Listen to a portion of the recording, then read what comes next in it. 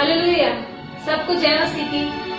आज के दिन के लिए परमेश्वर का धन्यवाद करते हैं क्योंकि आज का दिन यहोवा ने बनाया है। प्रभु के वचन में लिखा है वो चाहे तो पल में हमारी श्वास खींच ले। तो परमेश्वर का धन्यवाद करते हैं, हम सब जीवित और परमेश्वर की उपस्थिति में बैठे हैं, तो प्रभु का धन्यवाद हो। आइए हम सब मिलकर परमेश्वर की स्तुति और आराधना करते हैं क्योंकि उसका वचन कहता है कि मेरे फाटकों में स्तुति और आराधना करते हुए मेरे सम्मुख आओ।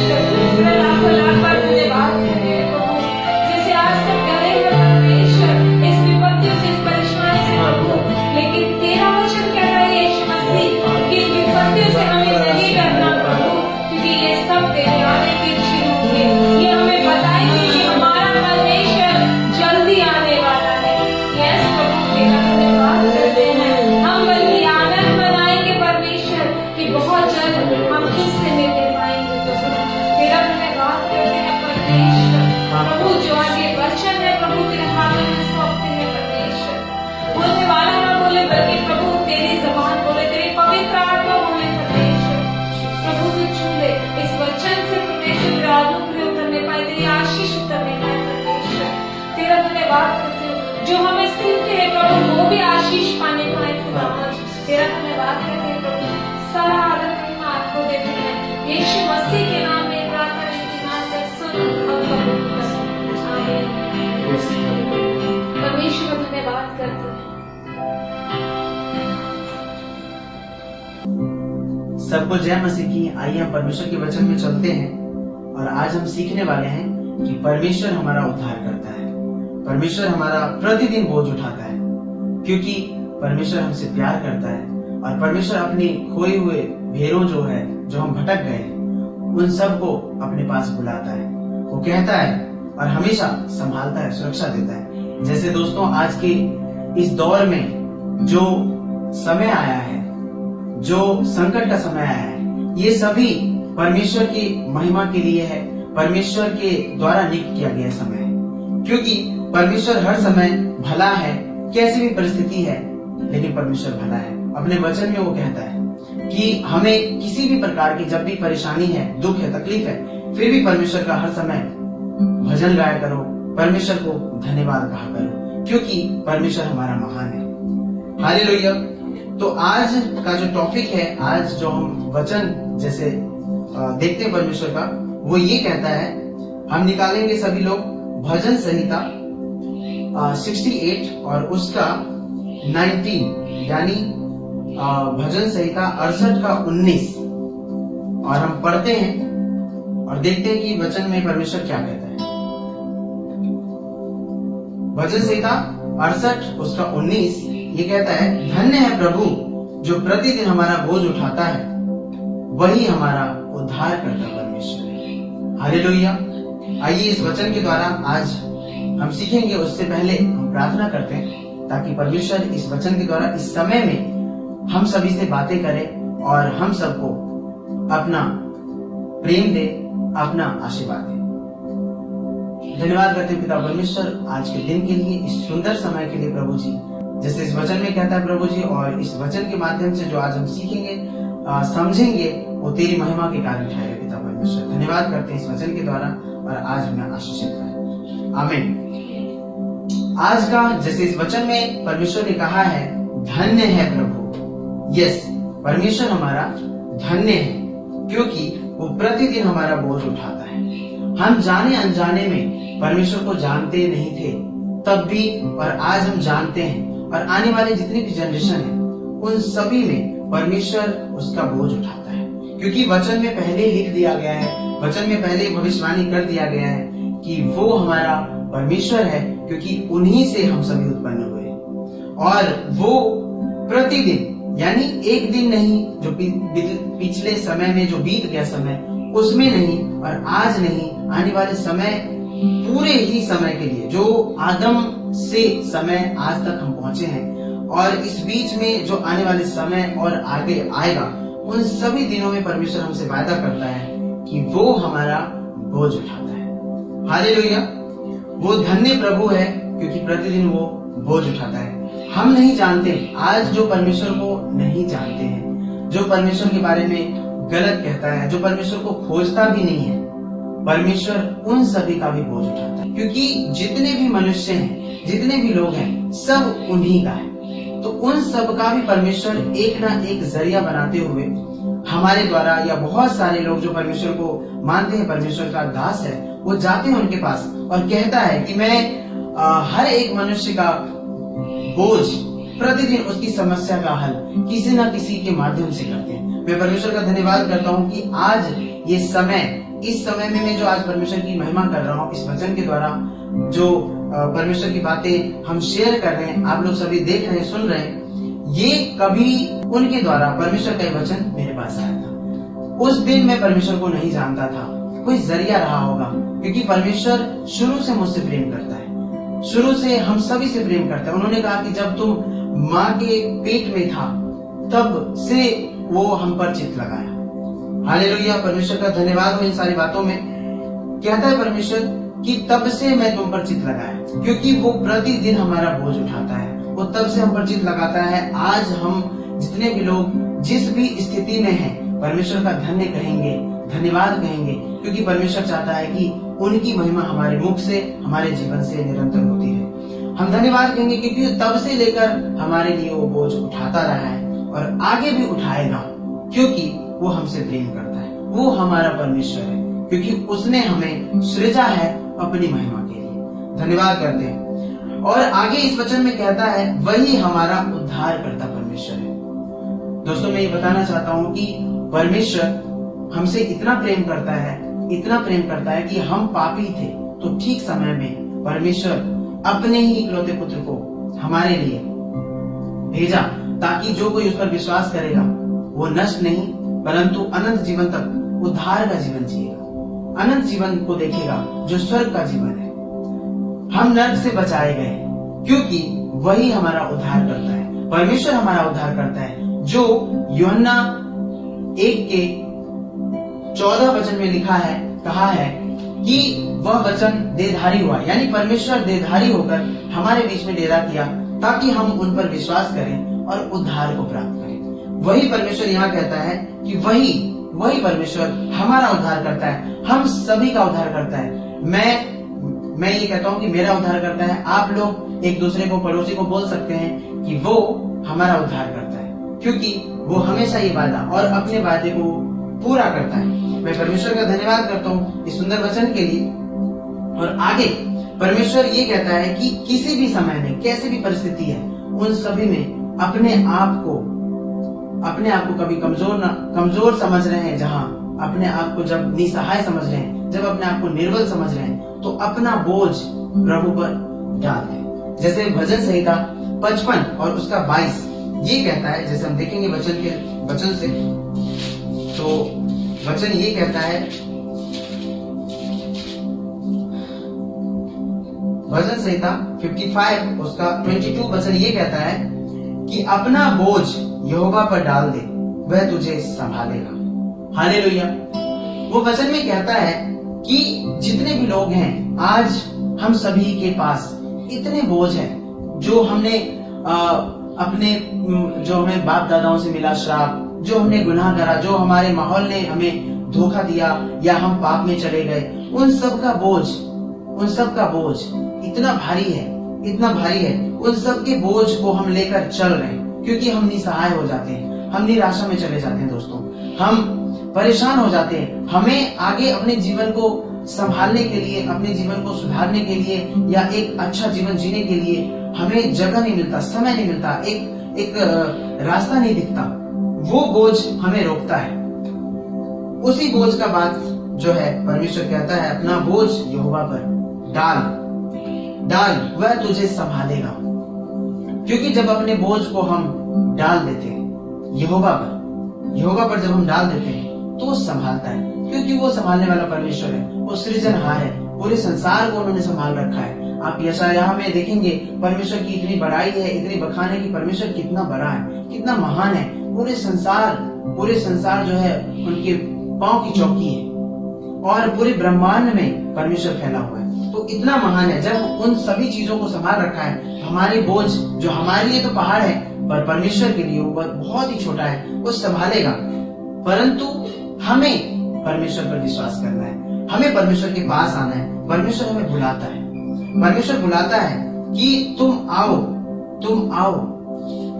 जैसे मत्ती 11:28 में हम देखेंगे तो परमेश्वर कहता है, यीशु मसीह ने वहां कहा है, प्रभु यीशु मसीह कहता है, हे सब परिश्रम करने वालों और बोझ से दबे हुए लोगों, मेरे पास आओ।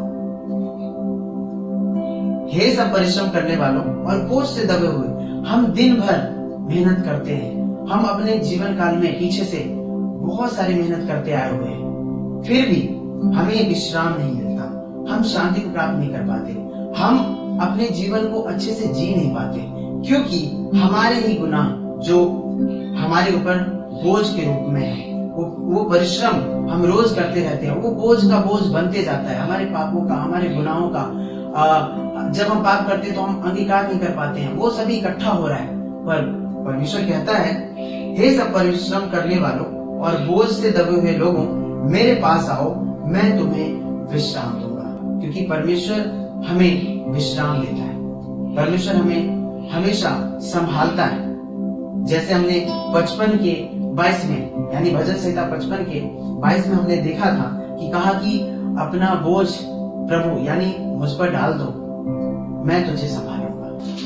एक बार फिर से देखते हैं, लिखा है वह धर्मी को कभी टलने ना देगा। हालेलुया।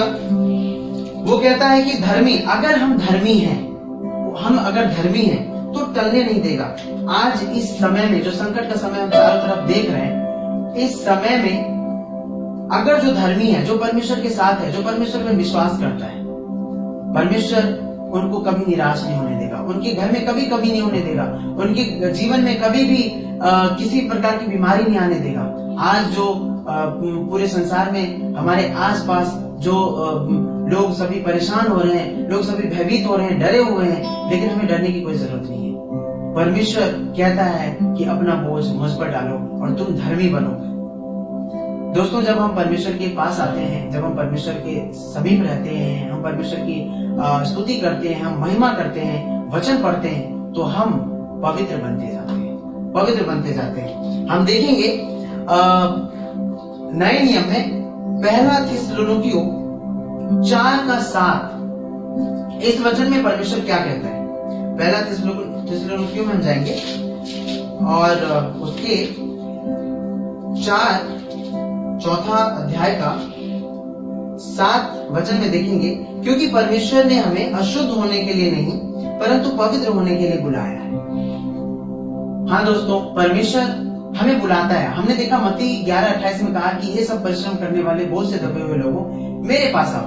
यानी उनकी जो बुलाहट है वो कहता है अपनी बोझ मुझ पर दे दो। और इस वचन में ये कहता है कि मैं इसलिए तुझे बुलाता हूं ताकि तुम पवित्र बनो, तुम धर्मी बनो, तुम विश्वासी बनो, क्योंकि मैं पवित्र हूं। ऐसा वचन में कहता है कि इस संसार में जो हमारी बुलाहट, हमें जो परमेश्वर चुन लिया है, वो इसलिए है कि हम धर्मी बन जाएं, हम पवित्र बन जाएं। उनकी बुलाहट इसलिए है। और ये जब हम बनेंगे, लिखा है कि भजन संहिता 55 के 22 में हमने देखा कि वो धर्मी को कभी टलने नहीं देगा। आज जो भी व्यक्ति परमेश्वर में विश्वास करता है, जो परमेश्वर के भजन स्तुति गान करते हैं, जो परमेश्वर के वचन पे अपने चरित्र को चलाता है, पर अपने आप को सिद्धता की ओर ले जाता है, अपने व्यवहार में, अपने कामों में, तब परमेश्वर धर्मी हमें ठहराता है। और उन्होंने कहा कि धर्मी को कभी टलने नहीं देगा, यानी कभी धर्मी नष्ट नहीं हो सकता। अगर नष्ट होगा भी तो प्रभु में जी उठेगा। हालेलुया। वो प्रभु में जी उठेगा, क्योंकि धर्मी पर परमेश्वर हमेशा आशीर्वाद रखता है। लिखा है कि धर्मी अगर गुनाह भी करता है, 7 बार भी अगर गलती से गिर जाता है, तो वो वापस उठ खड़ा होगा, फिर परमेश्वर उसको संभाल लेता है। यस दोस्तों, परमेश्वर ने कहा है कि उनकी बुलाहट इसलिए है कि हम धर्मी हो जाएं, हम पवित्र हो जाएं। और भजन संहिता, एक वचन को हम देखेंगे, भजन संहिता 1 उसका अगर हम 1 से 3 तक पढ़ते हैं, हम तीनों वचन को पढ़ते हैं, देखते परमेश्वर क्या कहते हैं धर्मी के लिए। क्या ही धन्य है वह पुरुष जो दुष्टों की युक्ति पर नहीं चलता। दोस्तों, अगर हम परमेश्वर के समीप आते हैं, हम पवित्र बनते हैं, हम अपने व्यवहार को अच्छा बनाते हैं, जैसा मसीह यीशु में है, मसीह यीशु जैसा है, वो हमें जैसे आशीष देता है, हमें शुद्ध करता है, हमें पापों से बचा लिया, तब हम दुष्ट की युक्ति पर नहीं चलते। ऐसा लिखा है कि क्या ही धन्य है वह पुरुष जो दुष्टों की युक्ति पर नहीं चलता और न पापियों के मार्ग में खड़ा होता और न ठट्ठा करने वालों की मंडली में बैठता है। जब हम धर्मी हो जाते हैं, जब हम परमेश्वर के करीब आ जाते हैं, तब हम इन सभी बातों से दूर होना चाहिए। हम दूर हो जाते हैं, तब हम धर्मी कहलाते हैं। हमारी बुलाहट को पहचानना है कि हमें क्यों परमेश्वर ने बुलाया, क्यों परमेश्वर ने हमें चुना, क्यों परमेश्वर हमसे प्रेम करता है और क्यों हमारा बोझ उठाता है, क्योंकि वो अपनी महिमा हमसे चाहता है। दोस्तों, यहाँ पर लिखा है कि वो धर्मी ठट्ठा करने वालों की मंडली में नहीं बैठता, परंतु वह तो यहोवा की व्यवस्था से प्रसन्न रहता है। हालेलुया। लिखा है कि वो धर्मी हमेशा परमेश्वर की व्यवस्था पर, जो परमेश्वर का वचन है, जो आज्ञा है, उन पर चलता है, कोशिश करता है कि वो बुराई से बचे, कोशिश करता है कि शैतान की चाल न चले, युक्ति पर न चले, और परमेश्वर फिर मददगार होता है। वहां पर लिखा है और उसकी व्यवस्था पर दिन रात ध्यान दिए रहता है। हाँ, जो भी परमेश्वर के समीप आता है, जो परमेश्वर की व्यवस्था पर चलता है, जो परमेश्वर के व्यवस्था पर प्रसन्न रहता है और दिन रात उसी में ध्यान रहता है, वही तो धर्मी है, वही तो परमेश्वर के करीब आता है। वही परमेश्वर इसीलिए उसे चुना कि वो शुद्ध हो जाए। आखिर तक जब यीशु मसीह हमारे पास वापस हमें लेने आएगा, स्वर्ग के लिए उठाने आएगा, तब तक हम सिद्ध हो जाए। और वो पल कभी भी हो सकता है। हमारे आगे का पल का भरोसा नहीं है कि हमारा 2 दिन में, 3 दिन में या 1 घंटा में, 2 घंटा में क्या होने वाला है। जो भी आज समय आया है, हम सभी जितने मनुष्य संसार में, किसी को भी नहीं पता कि ये समय भी आने वाला होगा। तो आज जो हम ये समय देख रहे हैं, इससे हमें इस वचन के द्वारा और परमेश्वर के करीब आना चाहिए कि हमें कैसा बनना चाहिए, कैसे हम परमेश्वर के वचन में चौकसी रखना है, कैसे हम पाप से बचें, कैसे अपने आप को परमेश्वर के करीब आने का एक एक उपाय ढूंढें, अपने जीवन को कैसे बनाएं, कैसे हम परमेश्वर के वचन से हम कितना अंदर मन को सीखते हैं, मन को कैसे फिराते हैं, और परमेश्वर के इस व्यवस्था पर जो दिन रात हमें प्रसन्नता और ध्यान दिए रहना होता है। आगे लिखा है 3 वचन में, वह उस वृक्ष के समान। यस दोस्तों, वो हमारे लिए बात करता है। अगर हम धर्मी हैं, क्योंकि परमेश्वर हमारा बोझ उठाता है, तो वो बुलाता है और वो कहता है मेरे पास आओ और धर्मी बन जाओ। और अगर हम धर्मी बन जाते हैं तो देखिए हमारे लिए क्या गुड न्यूज परमेश्वर कहता है और देता है कि हम कैसे सफल रहेंगे। लिखा है कि वह हमारे लिए, दोस्तों आप एक दूसरे को, जो आपके पड़ोसी होंगे, अपने घर में बोल सकते हैं कि वो हमारे लिए ये बातें कर रहा है। अब जो आने वाला वचन है हमारे लिए, वह वृक्ष यानी वो वृक्ष हम खुद हैं, वो उस वृक्ष के समान जो बहती नालियों के किनारे लगाया जाता है। हालेलुया। एक गाना सुना है कि परमेश्वर हमारा दया का सागर है, यीशु दया का बहता सागर, और वो वृक्ष उस सागर के किनारे लगाया गया है। और अपनी ऋतु में, यानी परमेश्वर की सारी आशीष उन धर्मी पर कैसे, जैसे एक पेड़ किसी नाले के किनारे लगाया गया और उसको जो भी विटामिन चाहिए, जो उसको पानी चाहिए, जो उसको मौसम चाहिए, जो वहाँ के वातावरण चाहिए, वो सब मिलता है। उसका उदाहरण के साथ परमेश्वर हमारे लिए उस वृक्ष का समान हमें बनाता है। उस वृक्ष की जो बातें हैं, उस वृक्ष का जो संबोधन है, वो हमारे लिए बताया गया है कि वह व्यक्ति या वह वृक्ष या वो भी जन जो भी है, वो उस बहती हुई नालियों के किनारे लगाया गया है। और अपनी ऋतु में, जब हमें जिस चीज की जरूरत है, जब हमें खाने की जरूरत है, जब हमें पहनने की जरूरत है, जब हमें घूमने की जरूरत है, जब हमें पैसे की जरूरत है, हर चीज का मुहैया कराने वाला परमेश्वर है। यहाँ लिखा है कि अपनी ऋतु में, इस अपनी ऋतु का मतलब यह है कि हमारे जो भी समय, जिस समय में हमें जो चीज चाहिए, जो चीज हमें चाहिए, वो उस समय में मिलता है, परमेश्वर मुहैया कराता है। हालेलुया। ये लिखा है कि अपनी ऋतु में फलता है और उसके पत्ते कभी मुरझाते नहीं। हमारे पास कितने भी परेशानी आ जाए, कितने भी तकलीफ आ जाए, दुख आ जाए, परमेश्वर को हम कभी भूलते नहीं, परमेश्वर से कभी निराश नहीं होते, हमेशा धन्य कहते रहेंगे, परमेश्वर को हमेशा धन्य कहते रहेंगे, उनकी स्तुति करते रहेंगे, क्योंकि लिखा है कि उसके पत्ते कभी मुरझाते नहीं। हाँ दोस्तों, जब हम परमेश्वर के पास रहते हैं, जब हम परमेश्वर के गुणगान करते हैं, जब हम परमेश्वर की व्यवस्था पर चलते हैं, जब अपने आप को हम धर्मी बनाते हैं परमेश्वर की नजरों में, तब हमारे पत्ते कभी नहीं मुरझाते। यानी हमारे जो भी खुशियों का पल है, जो भी आनंद का पल है, जो भी हमारे जीवन जीने का पल है, परमेश्वर हमेशा संभालता है और हम कभी भी निराश नहीं होते। हमारे जीवन में कभी भी घटी नहीं आती है। लिखा है कि यहोवा मेरा चरवाहा है, मुझे कभी घटी नहीं होने देगा। यस, जब वो हमारा चरवाहा है तो हमें घटी कैसे होने देगा। यहाँ पर लिखा है कि कभी पत्ते हमारे नहीं मुरझाएंगे। उस वृक्ष का फल, उस वृक्ष का जो फल है वो हमेशा लगा रहता है और कभी भी उसके पत्ते नहीं मुरझाते। इसलिए जो कुछ वह पुरुष करे वह सफल रहेगा। हालेलुया। वो सफल व्यक्ति रहता है। यहाँ पर हम देखेंगे कि परमेश्वर किस तरीके से हमारा बोझ उठाता है, संभालता है, हमें चुनता है और हमें बुलाता है। और उनकी बुलाहट का जो कारण है वो भी हमने देखा। तो वो बुलाता है कि हम धर्मी हो जाए, वो बुलाता है कि हम परमेश्वर के वचन में चले, वो बुलाता है कि हम पवित्र बने, वो बुलाता है कि अपने बोझ को छोड़ दो, क्योंकि ये सांसारिक पाप है, उसको छोड़ दो और जो भी तुमसे हुआ है वो गलती मेरे ऊपर डाल दो, क्योंकि मैं तुम्हें संभालने वाला दयालु पिता हूँ, उद्धार करता हूँ मैं तेरा। इसलिए परमेश्वर के करीब आना है हमें। परमेश्वर ने जैसे हमें बुलाया है उन पर अपना बोझ डालना है और हम स्वतंत्र हो जाए, हम आजाद हो जाए, क्योंकि परमेश्वर कहता है कि मेरे पास आओ। हाँ दोस्तों, परमेश्वर प्रतिदिन, आज हम ये जान लें, ये हमारे लिए खुशी की बात है कि हम नहीं जानते थे तब भी परमेश्वर हमारे लिए बोझ उठाता रहा, और आज हम जानते हैं इसलिए हम गुणगान करें, और आने वाले समय में भी वो उठाता रहेगा, इसलिए हमें निराश होने की जरूरत नहीं है। तो दोस्तों, परमेश्वर कहता है कि धर्मी बनो, और परमेश्वर हमें धर्मी बनाता है। और जैसे हमने देखा इस वचन में उन्होंने कहा कि वह है उस वृक्ष के समान जो बहती नालियों के किनारे लगाया गया है और अपनी ऋतु में फलता है, जिसके पत्ते कभी मुरझाते नहीं, इसलिए जो कुछ वह पुरुष करे वह सफल होता है। हाँ दोस्तों, जब हम परमेश्वर के पास आते हैं, हम धर्मी बनते हैं, तो हमारी कभी भी किसी भी बात में घटी नहीं होती है।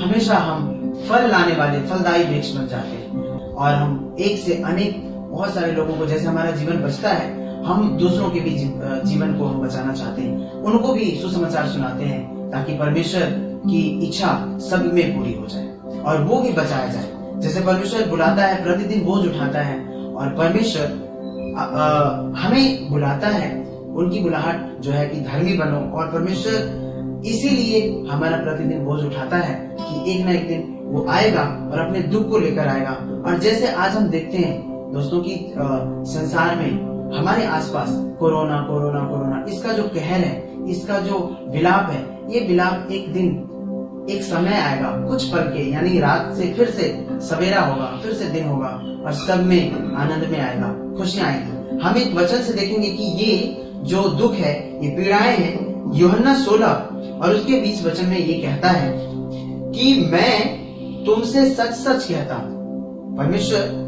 यीशु मसीह कहता है कि मैं तुमसे सच सच कहता हूँ कि तुम रोओगे और विलाप करोगे, जैसे आज संसार रो रहे हैं, आज वो विलाप कर रहे हैं, इधर से उधर हर जगह न्यूज में हम देख रहे हैं, परेशान हो रहे हैं, देश के देश, है ना। ये परमेश्वर की इच्छा है या क्या है, या हम नहीं जानते, क्योंकि परमेश्वर महान है, वो जानता है। लेकिन हर बात में भलाई होती है, क्योंकि परमेश्वर भला है। वो कहता है कि तुम रोओगे, विलाप करोगे, परंतु संसार आनंद करेगा।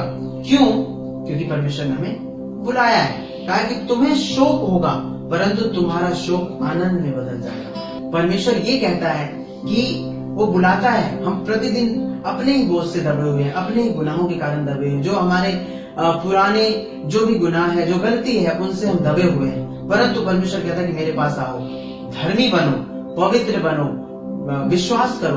परमेश्वर कहता है कि मेरे ऊपर विश्वास करो, और हमारा विश्वास परमेश्वर पे इतना बढ़े कि हमारे पड़ोस में भी अगर कोई गुजर जाए किसी भी चीज से, भयावह जो भी चल रहा है, भयभीत होकर डरते हैं सभी लोग, लेकिन हम परमेश्वर को अगर देखते हैं, जब हम परमेश्वर को, उस उद्धारकर्ता को देखते हैं, तो परमेश्वर अपने हाथों से हमें पकड़ के संभालता है।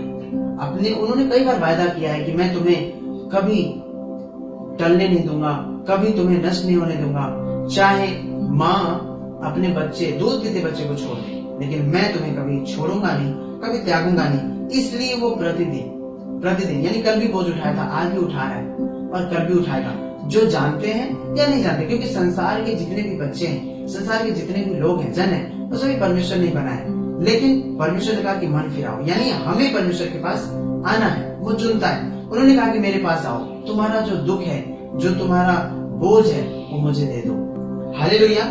परमेश्वर हमें हमेशा खुश करता है, हमेशा हमें संभालता है, हमेशा प्रोटेक्ट करता है, सुरक्षा देता है। हमें रोज प्रार्थना करनी चाहिए इन सारी चीजों के लिए। जो भी आज संकट है, वो हमारा जो है दुख, वो आनंद में बदलेगा, जैसे इस वचन के द्वारा परमेश्वर ने दर्शाया है। तो दोस्तों, इस बाइबल में परमेश्वर बार बार यही बताता है, यही सुझाव देता है कि तुम पवित्र बनो, तुम धर्मी बनो, तुम मेरे करीब रहो, तुम मेरे पास आओ, मैं तुझे रोज नई बातें बताऊंगा, बुद्धि दूंगा, और तुम उन पाप से, उन गुनाहों से जो संसार करते आए उनसे बच पाओगे, ताकि एक दिन नए जीवन को, एक अनंत जीवन को देख पाओगे।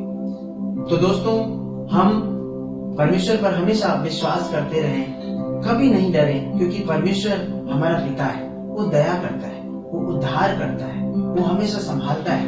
कभी वो दोस्त बनकर, कभी वो पिता बनकर, कभी वो पति बनकर और कभी वो भाई बनकर हमेशा उन्होंने वादा को पूरा किया है और संभालते रहा है।